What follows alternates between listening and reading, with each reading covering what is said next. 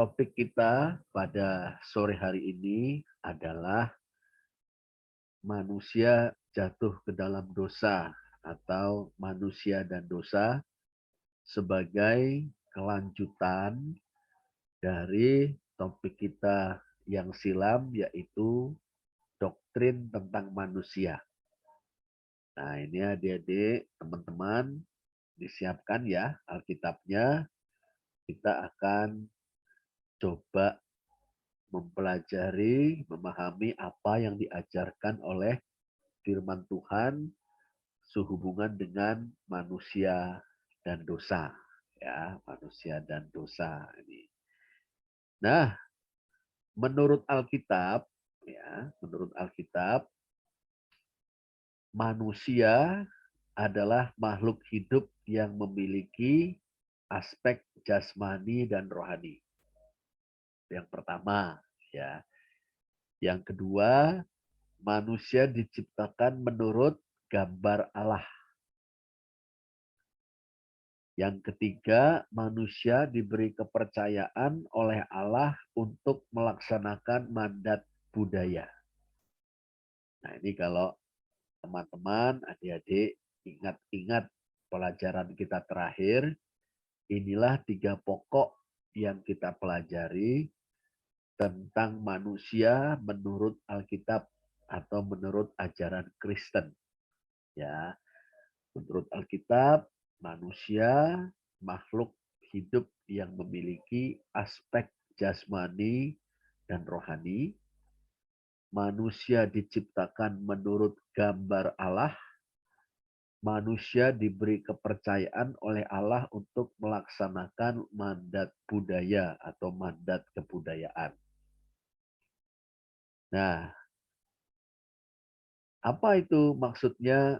Manusia adalah makhluk hidup yang memiliki aspek jasmani dan rohani, yaitu bahwa manusia adalah suatu kesatuan yang terdiri dari tubuh dan jiwa atau roh. Ya, aspek jasmaninya tubuh, berdarah dan berdaging, aspek rohaninya jiwa atau roh. Sedangkan berkenaan dengan ajaran bahwa manusia diciptakan menurut gambar Allah, artinya manusia adalah makhluk personal atau makhluk berpribadi. Manusia bisa menyebut dirinya aku, saya, dan menyapa orang lain engkau. Nah, ini mencerminkan diri Allah juga. Allah itu Allah yang personal. Dia adalah aku. Tapi juga Allah yang menyapa kita, engkau. Iya, jadi diciptakan menurut gambar Allah, ya, kita mirip dengan Allah, bukan sama. Kemiripannya bahwa kita ini makhluk personal. Makhluk artinya ciptaan, Halik artinya pencipta. Kita ini makhluk personal. Seperti halnya Allah itu pencipta yang personal. Pencipta yang beraku, yang bisa menyapa engkau. Ini memungkinkan hubungan antar pribadi atau persekutuan. Yang kedua, diciptakan menurut gambar Allah, mirip dengan Allah. Kita adalah makhluk atau ciptaan yang rasional. Kita bisa berpikir. Ini mirip Allah juga. Allah itu Allah yang rasional, Allah yang berpikir, Allah yang berencana, Allah yang mengekspresikan atau mengungkapkan pemikirannya dalam karya penciptaan, dalam karya penyelamatan. Makhluk yang rasional, manusia, mirip dengan Allah, Halik yang rasional, berpikir. Yang ketiga, Kita manusia ini makhluk yang etis atau makhluk yang bermoral. Kita bisa bedakan suatu perbuatan baik atau jahat, benar, tidak benar, bermanfaat, tidak bermanfaat. Ini kita menyerupai Allah, karena Allah adalah Allah yang maha kudus. Dia Allah yang etis, Allah yang bermoral. Ini dia. Nah, ini penting sekali ya. Kita orang percaya, orang Kristen itu menyembah Allah yang kudus atau maha kudus. Allah yang bermoral. Allah yang menjadi patokan baik buruk, benar salah, sekaligus sumber kekuatan kita untuk hidup secara etis atau bermoral. Nah, kita juga makhluk yang kreatif atau berdaya cipta. Ya, pikiran kita kreatif, kita bisa membuat sesuatu dengan kreatif. Ini kita menyerupai Allah, diciptakan mirip dengan Allah. Allah adalah Khalik yang kreatif, dia adalah Allah yang kreatif, Allah yang berdaya cipta. Kita diciptakan juga memiliki kemampuan daya cipta, makhluk yang kreatif. Dan yang kelima, kita adalah makhluk sosial yang berelasi, berhubungan, menjalin hubungan, bekerja sama dengan sesama manusia.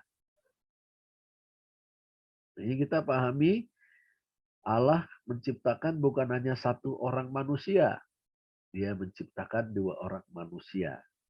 Memang laki-laki dan perempuan. Tapi itu memungkinkan sifat sosial itu terwujud. Nah, Allah adalah Khalik atau Allah yang juga bersifat sosial. Loh kok bisa Pak? Ya, dia Allah yang esa. Tapi bukan Allah yang sendirian, apalagi kesepian. Kita sudah belajar, Allah itu esa. Di dalam dirinya terdapat persekutuan Bapa dan Anak dan Roh Kudus. Allah senantiasa bersama dengan firman dan rohnya. Allah tidak pernah tanpa firman dan rohnya. Allah menciptakan alam semesta dan segala isinya dengan firman dan rohnya. Allah bersekutu, saling mengasihi dengan firman dan rohnya. Allah itu kita sapa Bapa, firman disapa atau kita sapa anak, putra, dan roh yang kita alami sebagai roh yang menguduskan kita. Kita panggil beliau Roh Kudus. Dalam karya penyelamatan, begitu juga sifat sosial ilahi itu terlihat. Allah Sang Bapa mengutus firman alias Sang Anak menjadi manusia untuk menjadi juru selamat dunia.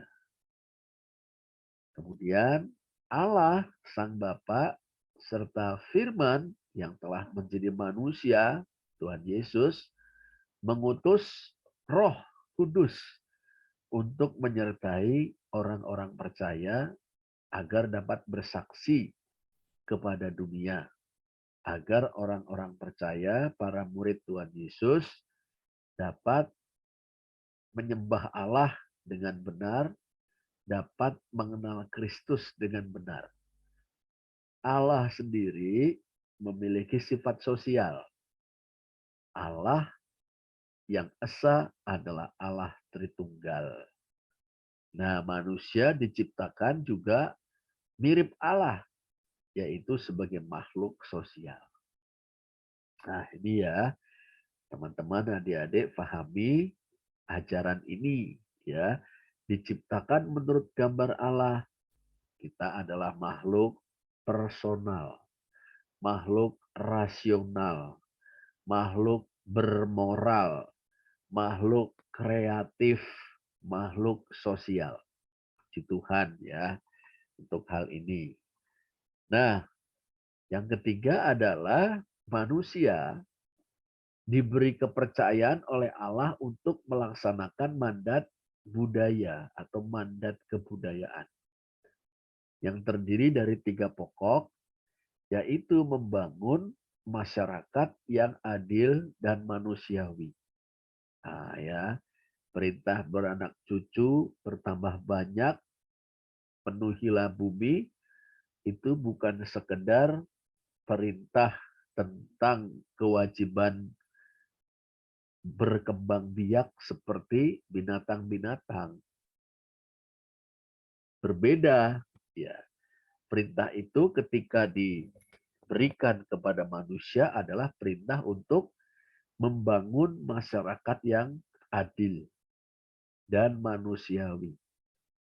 Di dalam masyarakat yang adil dan manusiawi itulah tiap-tiap orang dapat tumbuh dan berkembang, dapat mengaktualisasikan dirinya sesuai dengan potensi-potensi, bakat-bakatnya, panggilan hidupnya. Nah, berarti masyarakat tersebut, masyarakat yang menjunjung hak asasi manusia, masyarakat yang demokratis. Wah, itu. Masyarakat yang di dalamnya tiap-tiap orang dapat bekerja sesuai dengan kemampuannya dan mendapatkan hasil sesuai dengan kebutuhannya. Wah, ini perintah membangun masyarakat yang adil dan manusiawi. Masyarakat tanpa penindasan si kuat terhadap si lemah. Masyarakat tanpa penghisapan atau kalau istilah Bung Karno zaman dulu, masyarakat tanpa eksploitasi delong parlong. Masyarakat tanpa penghisapan manusia oleh manusia. Itu masyarakat tanpa diskriminasi. Nah, ini sudah tercakup dalam mandat budaya yang pertama, yaitu membangun masyarakat yang adil dan manusiawi. Yang kedua, mandat tersebut adalah membuat bumi menjadi tempat tinggal yang ramah bagi manusia, bahkan bagi seluruh makhluk hidup. Menjadi tempat tinggal yang ramah bagi manusia. Ini dia. Ya, ini berarti menyiratkan memang bumi ini ada unsur berbahayanya juga. Meskipun ada unsur manfaatnya yang luar biasa. Unsur manfaatnya kita bercocok tanam, bumi menghasilkan bahan pangan buat kita. Kita menikmati keindahan alam, misalnya. Kita dapat menikmati berbagai kebaikan Allah di bumi ini. Tapi juga bumi merupakan tempat yang berbahaya. Ya, ini menjadi tantangan manusia berkenaan dengan bencana-bencana alam. Ya, yang sebetulnya dalam artian tertentu bukan merupakan bencana alam ya, tapi merupakan bagian dari siklus alam. Seperti erupsi Gunung Merapi, gunung berapi, gempa bumi misalnya. Nah, manusia ditugasi Tuhan bagaimana nih membuat bumi menjadi tempat tinggal yang ramah, yang baik, ya, yang dapat memberikan rasa aman dan nyaman bagi penghuninya. Nah, ini tugas besar ya. Nah, lalu tugas pokok yang ketiga, memimpin, mengayomi, dan memelihara alam dalam kasih. Boleh memanfaatkan sumber-sumber alam, boleh memanfaatkan kekayaan alam, boleh memanfaatkan hewan-hewan dan tumbuhan-tumbuhan, gitu. Tapi harus dirawat, harus merawatnya. Jangan sampai terjadi kerusakan alam, jangan sampai terjadi kepunahan keanekaragaman hayati. Wah, ini tugas besar. Dalam ketiga tugas itu, teman-teman sekalian, manusia butuh ilmu pengetahuan, butuh teknologi, gitu. Tapi juga butuh apa itu? Butuh spiritualitas, hubungan yang hidup dengan Tuhan. Itu dia. Sehingga dapat mencintai masyarakat, mencintai bumi, mencintai kehidupan. Butuh juga kerjasama. Nah, ini sudah ditetapkan Allah dalam mandat budaya. Nah, ini ya. Kalau ini ada Jane, kemudian ada Mbak Elizabeth, ada Luffy, ada Angie, demikian juga ada Mbak Novi, ya. Kita punya tugas mandat budaya sesuai dengan bidang masing-masing. Nih dia ya. Secara pokok 3 hal ini. Kalau ada yang mau menjadi ahli fisika, ingat menjadi ahli fisika kita hubungkan dengan mandat budaya. Ada yang ingin menjadi ahli sosiologi, ilmu sosial, hubungkan dengan mandat budaya. Om Andre ini sarjana pertanian, hubungkan dengan mandat budaya. Ada misalnya yang ingin menjadi ahli IT, mungkin seperti Mbak Elizabeth, hubungkan dengan mandat budaya. Ada yang sudah bekerja seperti Mbak Novi, hubungkan dengan mandat budaya. Ini tugas kita sebagai manusia. Nah, itu ya. Nah, itu tadi 3 pokok sebagai yang kita review ya. Kita ingat-ingat kembali ajaran-ajaran kita tempo hari tentang manusia. Manusia makhluk yang diciptakan sebagai kesatuan jasmani dan rohani, bertubuh dan berjiwa atau roh, diciptakan menurut gambar dan rupa Allah, menyerupai Allah, sebagai makhluk personal, makhluk rasional, makhluk bermoral, makhluk kreatif, dan makhluk sosial. Dan manusia diberi kepercayaan Allah untuk melaksanakan mandat budaya. Membangun masyarakat yang adil dan manusiawi, membuat bumi menjadi tempat yang ramah bagi manusia, dan memimpin, mengayomi, serta memelihara seluruh alam dalam kasih. Nah, ini semoga kita ingat terus dan paham. Nah, kemudian kita perlu melangkah lebih jauh sekarang berkenaan dengan dosa atau manusia jatuh ke dalam dosa. Nah, ini sebetulnya episode yang menyedihkan atau episode yang menyedihkan bagi manusia atau dalam perjalanan hidup manusia ya dalam sejarahnya. Manusia telah jatuh ke dalam dosa. Kita memiliki cerita yang menggambarkan hal itu dengan cara yang sangat indah dan seni tinggi, sangat artistik dalam Kejadian 3. Ya, adik-adik, teman-teman tentu sudah tahu cerita dalam Kejadian 3, manusia jatuh ke dalam dosa, diceritakan dengan sangat menarik, dengan gaya sastra yang sangat indah, luar biasa. Nah, dalam Kejadian 3, manusia, yakni sang perempuan. Bahasa Ibrani apa? Bahasa Ibrani Haisha. Haisha. Dan suaminya. Suaminya lebih sering disebut sang manusia atau Ha-Adam. Ya, Ha-Adam. Jadi di Kejadian 3 ada Haisha dan Ha-Adam. Mereka adalah leluhur umat manusia. Ya, nanti Haisha dikenal dengan nama Hawa. Eve dalam bahasa Inggris ya, Hawa. Dalam bahasa Ibrani Hawa, Hawa.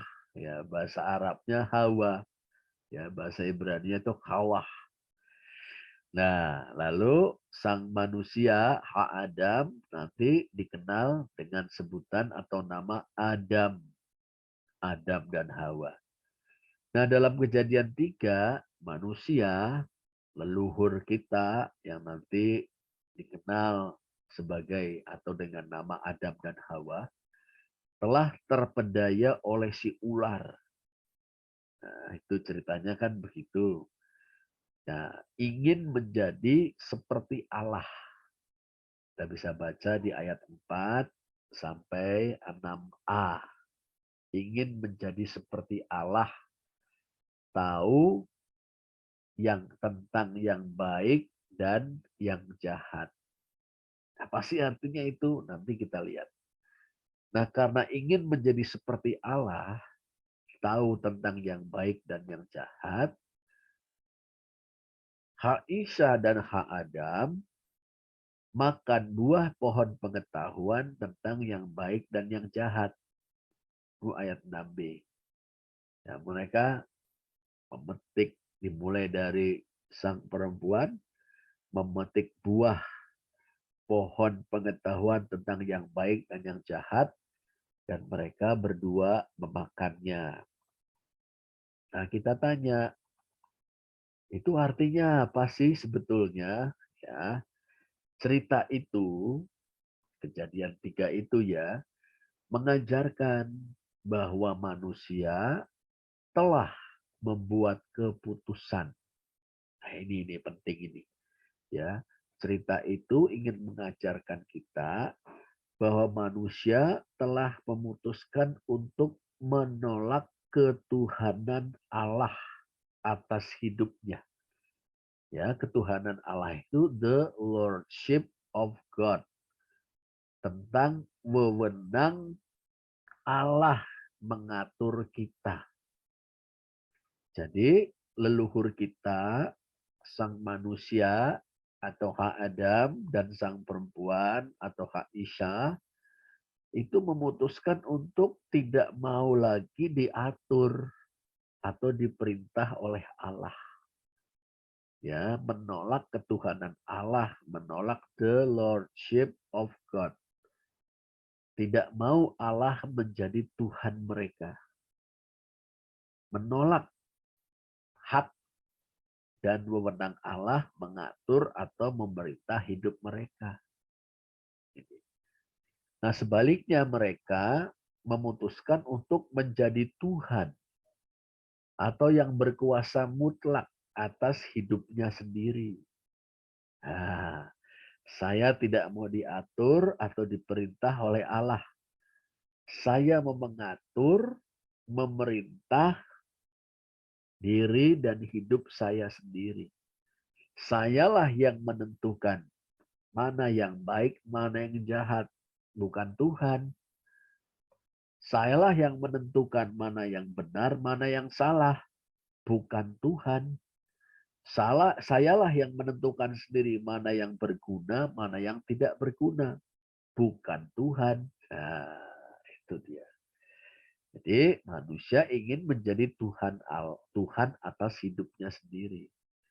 Ya, Tuhan atas diri sendiri. Bukan Allah, tetapi diriku sendiri. Nah, ini ya. Nah, tapi jadi teman-teman, itu keputusan yang salah besar. Kok salah besar? Kok manusia salah besar dengan menolak ketuhanan Allah dan ingin menjadikan dirinya Tuhan atas diri dan hidupnya?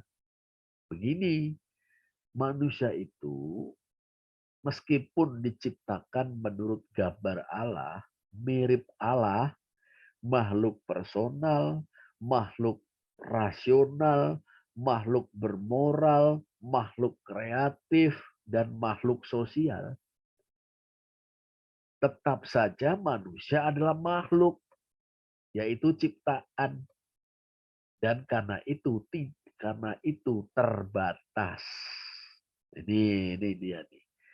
Jadi keputusan manusia menolak Tuhan atau menolak Allah sebagai Tuhan atas dirinya dan mau membuat dirinya menjadi Tuhan atas diri dan hidupnya, itu keputusan yang salah besar. Mengapa? Karena kita ini sekedar makhluk mirip Allah, tapi bukan Allah. Terbatas dan tidak akan pernah menjadi Allah. Ini dia. Nah, Karena keterbatasan itulah nanti kita malah terjerumus, terjebak dalam blunder, kesalahan besar. Nah, ini apa tuh? Coba kita lihat.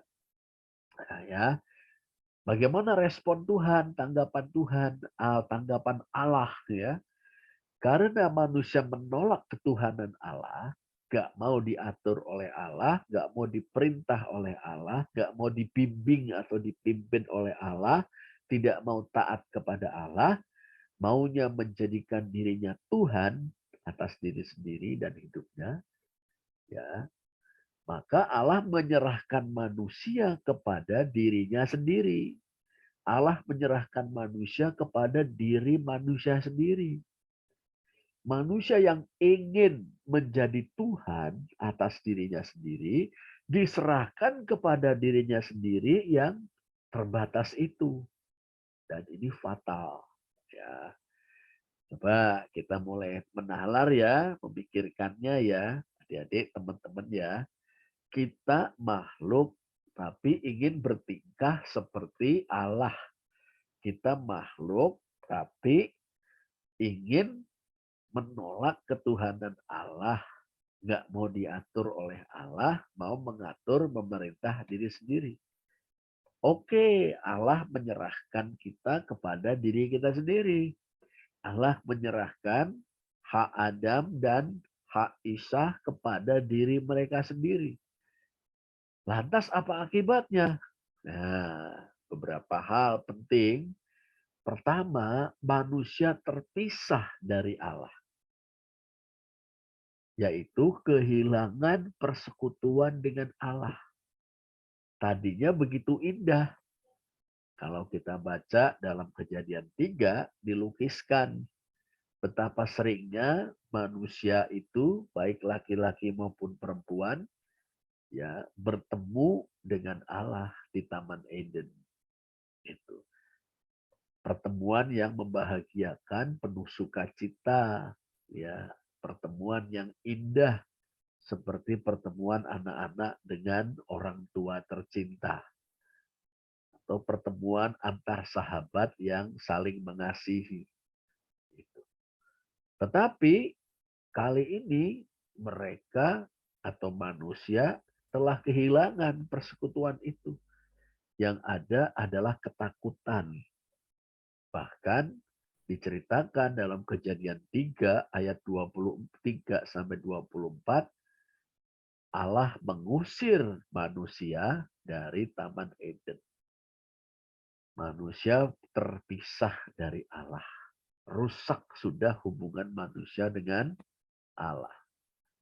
Ini yang pertama akibat dari manusia menolak ketuhanan Allah dan ingin menjadi Tuhan atas dirinya. Allah menyerahkan manusia kepada diri manusia itu sendiri. Yang kedua, manusia malah hidup dalam penindasan terhadap sesamanya. Kejadian 3 ayat 16 memberi contoh yang sangat mengharukan. Ya, perempuan dikatakan mengalami kesusahan besar, susah payah yang luar biasa saat hamil atau mengandung, sakit saat melahirkan, ingin selalu bersama-sama dengan suaminya, ingin menyenangkan suaminya, tapi malah dikuasai oleh suaminya, ditindas oleh suami. Nah, ini merupakan salah satu contoh ya terjerumusnya manusia ke dalam penindasan. Perempuan dan laki-laki mestinya setara karena diciptakan setara, sama mulianya, harus saling menghargai, saling menghormati, tiada yang lebih tinggi atau rendah. Tidak boleh saling menguasai. Tetapi karena manusia ingin menjadi Tuhan atas dirinya, menolak ketuhanan Allah, diserahkanlah oleh Allah manusia kepada dirinya sendiri, maka terjadilah penindasan. Salah satu contohnya penindasan laki-laki terhadap perempuan. Dan sampai sekarang kita masih menjumpai gejala atau fenomena yang mencerminkan kenyataan ini. Kekerasan dalam rumah tangga sering dilakukan suami terhadap istri, ya kan? Poligami, laki-laki beristri lebih dari satu tanpa peduli sakitnya perasaan seorang perempuan atau istri ketika suaminya itu mengawini perempuan atau perempuan-perempuan lain, ya kan? Apalagi perempuan dianggap sebagai manusia kelas 2. Iya, itu dulu orang punya anggapan tempat perempuan itu bukan di tengah-tengah masyarakat, apalagi menjadi pemimpin, bukan. Tetapi di belakang disebut konco wingking. Wah, ya kan?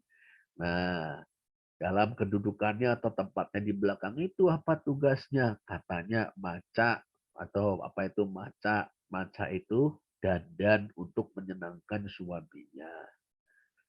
Lalu masak, menyediakan makanan. Lalu mana melahirkan anak-anak. Ini contoh penindasan gitu. Ya, atau ungkapan yang lain apa ya? Oh, tugasnya perempuan itu adalah di dapur, katanya begitu. Di mana lagi hanya untuk menyediakan masakan, makanan, ya kan? Seperti itu. Nah, ini ada pepatah yang mengatakan di belakang setiap laki-laki sukses terdapat perempuan yang hebat. Kedengarannya hebat, bagus pepatah ini, peribahasa ini. Ya, di belakang setiap laki-laki yang hebat terdapat perempuan yang hebat. Tapi pepatah ini menyimpan tipu daya. Biarlah perempuan tetap di belakang, sedangkan suaminya yang selalu di depan. Loh, ini belakangan malah kita mengejutkan ya adik-adik teman-teman tentang kasus-kasus pencabulan bahkan pemerkosaan yang dilakukan oleh pemuka-pemuka agama terhadap anak-anak perempuan, santri-santri. Ini lagi heboh kan? Nah ini ya. Nah, seakan-akan laki-laki itu punya kedekatan khusus dengan Tuhan. Merekalah yang mengerti firman Tuhan, berhak mengajar kaum perempuan, bahkan bertindak semaunya terhadap kaum perempuan. Dan kaum perempuan itu harus menerima nasibnya. Inilah contoh hidup dalam penindasan. Manusia hidup dalam penindasan terhadap sesamanya. Contoh penindasan laki-laki terhadap perempuan.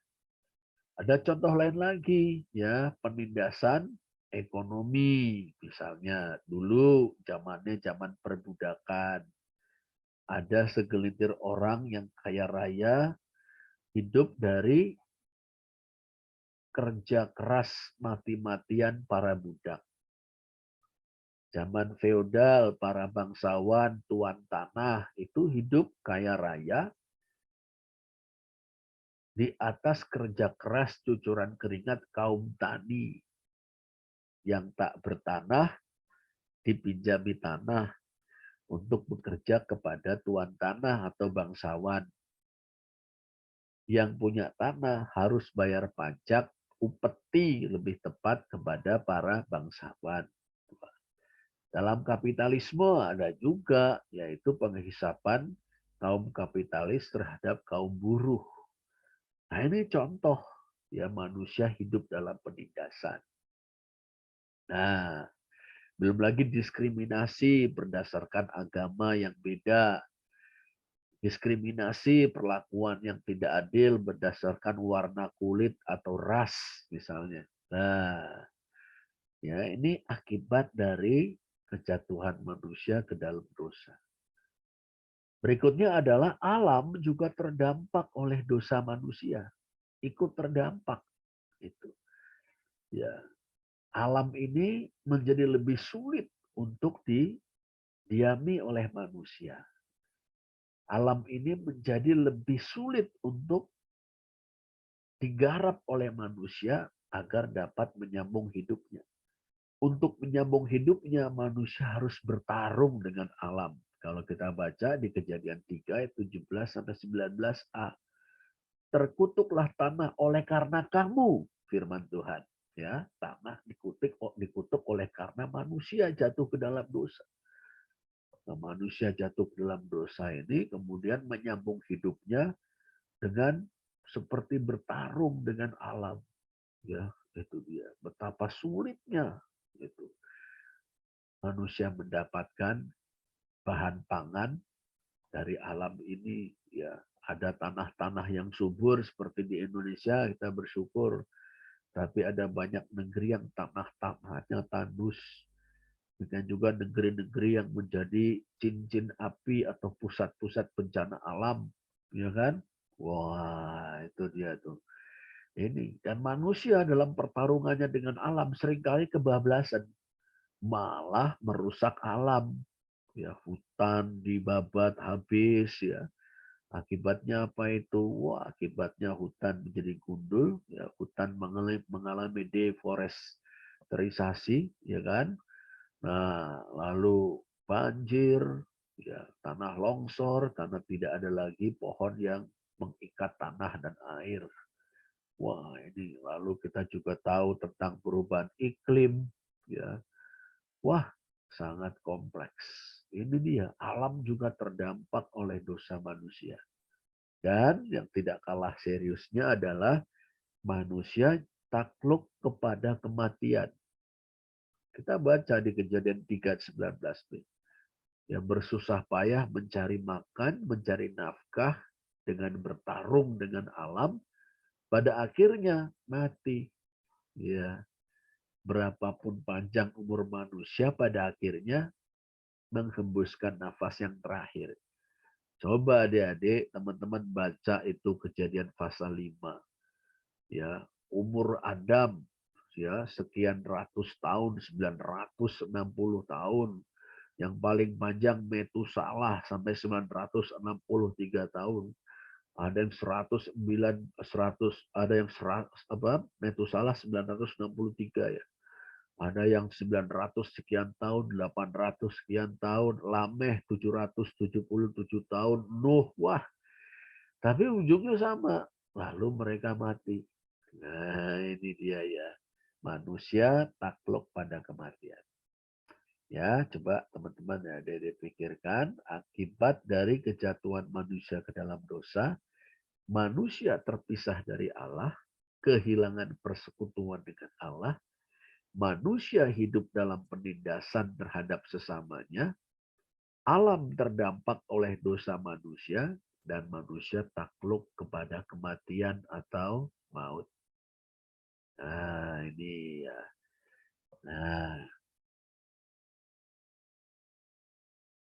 Nah, ini yang tidak kalah mengerikan dampaknya. Begini, teman-teman adik-adik.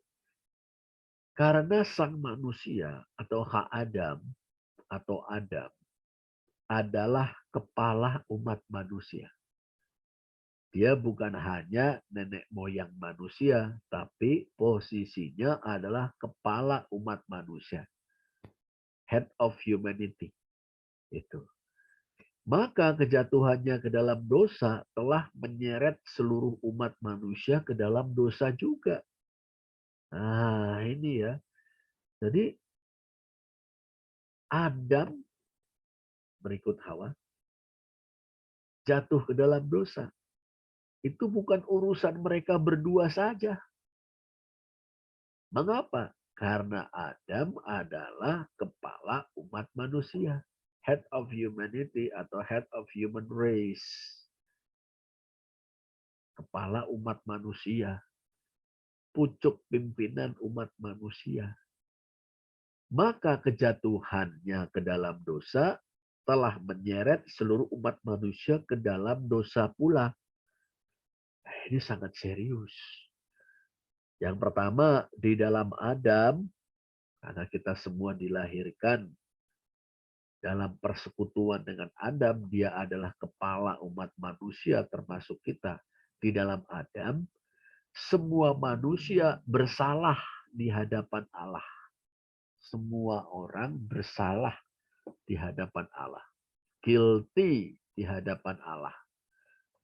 Kedua, di dalam Adam, semua manusia terbelenggu dosa. Ini, hidup dalam dosa. Tidak bisa tidak berbuat dosa. Wah, itu kita terbelenggu dosa. Atau diperbudak oleh dosa. Hidup dalam dosa. Tidak bisa tidak berbuat dosa. Kan ngeri. Ya kan? Yang ketiga, di dalam Adam, semua manusia juga takluk kepada maut. Nah, ini kita semua takluk kepada maut. Kita lihat satu persatu ya. Semua manusia bersalah di hadapan Allah. Dalam Roma 5 ayat 18 dikatakan, oleh satu pelanggaran. Pelanggaran hak Adam atau pelanggaran Adam ya, yang menerima buah dari Hawa serta memakannya. Oleh satu pelanggaran, semua orang, tuh semua orang, berarti kan termasuk kita, beroleh penghukuman. Itu Roma 5 ayat 18. Semua orang bersalah di hadapan Allah.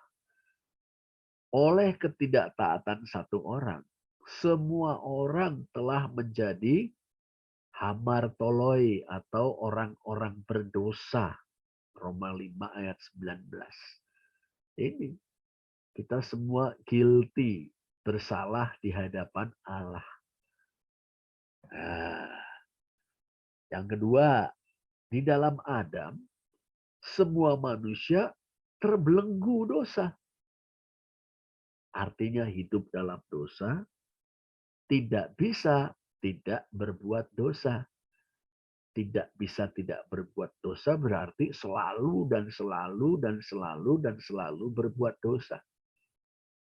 Dalam Roma 8 ayat 7 dikatakan keinginan daging, bahasa Yunani itu ya tofronema tesarkos, ya. Keinginan, pemikiran, cara berpikir dari daging. Daging adalah apa? Manusia yang terbelenggu dosa. Itu disebut daging, bahasa Yunaninya adalah sarx. Nah, ini disebut tesarkos karena kasusnya genitif, ya. Ya, sarkos dari kata sarx. Daging adalah manusia yang terbelenggu dosa. Keinginannya adalah perseteruan atau permusuhan terhadap Allah. Ia tidak takluk kepada hukum Allah.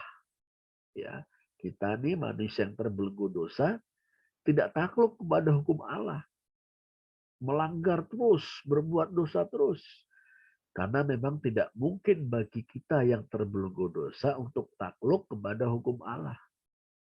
Melawan terus, berdosa terus. Roma 8 ayat 7 itu tadi.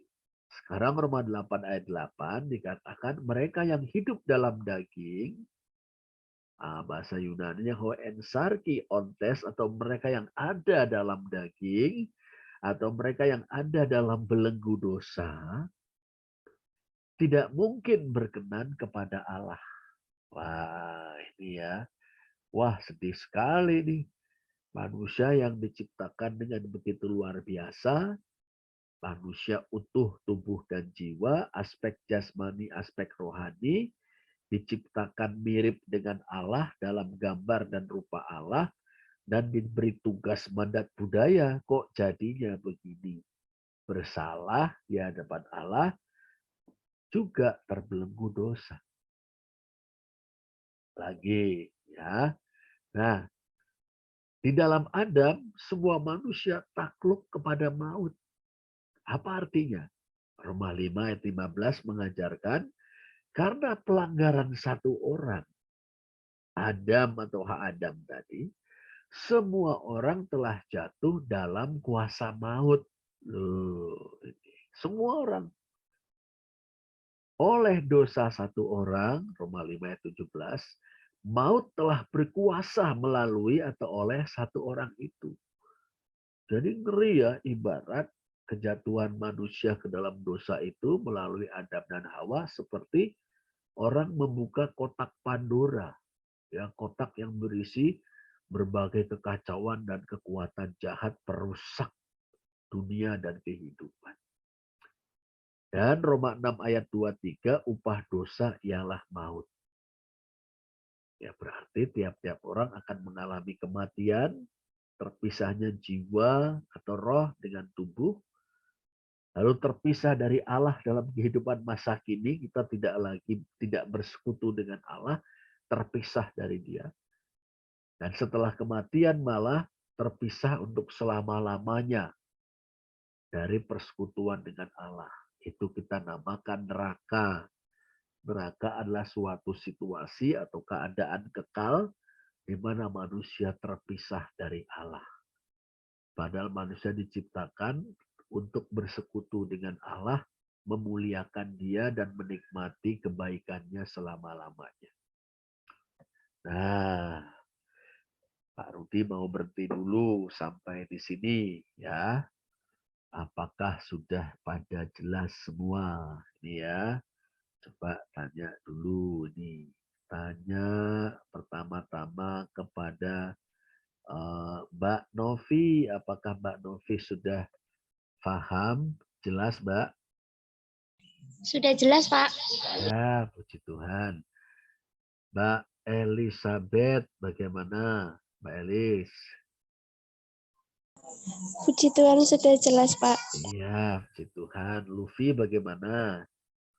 Sudah jelas, Pak. Iya, baik. Puji Tuhan. Enji, gimana Enji? Sudah jelas, Pak. Iya, puji Tuhan. Nah, yang belum ditanya, Jen ini. Jen, gimana Jen? Sudah jelas, Pak. Saya nggak perlu kasih tambahan. Boleh Jen, silakan Jen. Nggak boleh. Saya nggak ada, Pak. Bener-bener yang saya mikir udah tertulis ya udah. Oke. Jadi Ini Jen di rumah atau di mobil nih? di rumah, Pak. Oke, iya. Oke Jen. Kak Smita kayaknya nggak ikut ya. Mana nih Kak Smita nih? Ya, nah itulah adik-adik teman-teman kejatuhan manusia ke dalam dosa. Bisa juga disebut inilah dosa sekaligus kesengsaraan umat manusia. Ya, kita bersalah di hadapan Allah, kita terbelenggu dosa, kita takluk kepada maut atau kematian. Ya, sementara kita terpisah dari Allah, manusia terpisah dari Allah, manusia menindas sesamanya, manusia bertempur dengan alam, alam menjadi rusak, seperti itu, dan manusia akhirnya harus mati. Wah, ternyata ngeri sekali ya efek dari kejatuhan manusia ke dalam dosa, gara-gara manusia menolak ketuhanan Allah atas hidupnya dan ingin menjadi Tuhan atas dirinya sendiri. Nah, tapi kita bersyukur kepada Allah. Allah menjanjikan juru selamat. Ya, segera sesudah manusia jatuh ke dalam dosa, Allah berfirman. Firmannya ini, rumusannya, kalimatannya ini perseteruan atau pertempuran, peperangan antara keturunan sang perempuan dengan iblis, dengan si ular. Ini sebuah gambaran tentang pertempuran antara juru selamat yang adalah keturunan sang perempuan dengan iblis. Kejadian 3:15 bagus sekali kalau hafal ya. Tuhan berfirman kepada si ular, aku akan mengadakan permusuhan antara engkau dan perempuan ini, antara keturunanmu dan keturunannya. Keturunannya akan meremukkan kepalamu, dan engkau akan meremukkan tumitnya. Nah, Tuhan berfirman begitu kepada ular. Aku akan mengadakan permusuhan, hei ular, antara engkau dan sang perempuan, Hawa. Ya. Antara keturunanmu, hei ular, dan keturunannya. Keturunannya akan meremukkan kepalamu, hei ular, berarti membunuh si ular itu. Dan engkau akan meremukkan tumitnya, yaitu akan membuat keturunan sang perempuan mengalami penderitaan yang luar biasa. Bapak-bapak gereja artinya para teolog, para ahli teologi gereja yang hidup di abad kedua sampai abad yang ketujuh mengajarkan bahwa atau menyebut ini sebagai protevangelium atau Injil Purba. Ya, Allah memberitakan kabar baik, protevangelium, Injil Purba, yang di dalamnya Allah menjanjikan kedatangan juru selamat. Oleh kematian juru selamat, yaitu keturunan sang perempuan, ia memusnahkan iblis. Itu Ibrani 2 ayat 14. Anak Allah menyatakan dirinya supaya ia membinasakan perbuatan-perbuatan iblis itu. 1 Yohanes 3 ayat 8. Nah, kita tahu ini menunjuk kepada Tuhan Yesus. Ya, pada Tuhan Yesus. Nah, dalam waktu dekat kita akan merayakan Natal. Pak Rudi sering menyebutnya misteri inkarnasi. Misteri penjelmaan firman menjadi manusia seutuhnya seperti kita. Dalam rangka apa? Dalam rangka menggenapi rencana Allah, yaitu menyelamatkan manusia, seluruh umat manusia yang di dalam Adam ikut jatuh ke dalam dosa, bersalah, terbelenggu dosa, dan tunduk takluk kepada maut. Yesus Kristus menjadi jalan penebusan, penyelamatan untuk kita semua. Nah, nanti kita akan lanjutkan lagi belajar kita bersama ya. Nah, teman-teman sekalian, ini ya pelajaran kita, katekisasi kita pada hari ini. Nah, apakah ada pertanyaan? Saya sih nggak ada sih, Pak. Iya. Oh, nggak ada ya, Jen? Ya, oke. Dari teman-teman yang lain mungkin? Mbak Novi? Nggak ada, Pak. Oke, ya. Mbak Elizabeth? Tidak, Pak. Iya. Angie bagaimana? Tidak, Pak. Iya. Luffy? Tidak ada, Pak. Iya. Kalau begitu, ya kita akan akhiri dulu kelas hari ini. Ya. Doa Pak Rudi, teman-teman betul-betul memahami, ingat pokok-pokok ajaran kita, dan makin mantap imannya, pengharapannya, kasihnya. Mantap mengikut Tuhan Yesus. Ya, amin amin. Kita akhiri dulu dalam doa ya. Mari kita berdoa. Bapa Surgawi, terima kasih kami dapat belajar bersama. Kami barusan pelajari ajaran Kristen, ajaran Alkitabiah tentang manusia jatuh ke dalam dosa. Tuhan menyadari betapa seriusnya dosa, biarlah kami boleh terus memelihara hidup kami dalam kedekatan dengan Tuhan. Kami boleh dipimpin oleh roh Tuhan, hidup taat pada firman Tuhan, diberi kuat kuasa untuk berkemenangan atas dosa. Kami ucap syukur karena Tuhan Yesus telah datang ke dunia untuk menjadi juru selamat, menjadi penebus, dan menjadi pemimpin kami. Kami akhiri percakapan kami sambil mohon berkat-Mu untuk kegiatan kami selanjutnya. Tuhan tolong kami untuk tetap sehat, semangat, bersukacita, mengerjakan tugas-tugas kami dan menikmati berkat-berkat-Mu. Dalam nama Tuhan Yesus kami berdoa. Amin. Amin. Ya, terima kasih teman-teman adik-adik. Ya, Tuhan memberkati kita semua. Amin. Sampai jumpa lagi. Makasih, Pak. Makasih, Yuk. Pak. Ya, sama-sama. Terima kasih, Pak. Iya, sama-sama. Tuhan berkati. Matur nuwun Om Andre.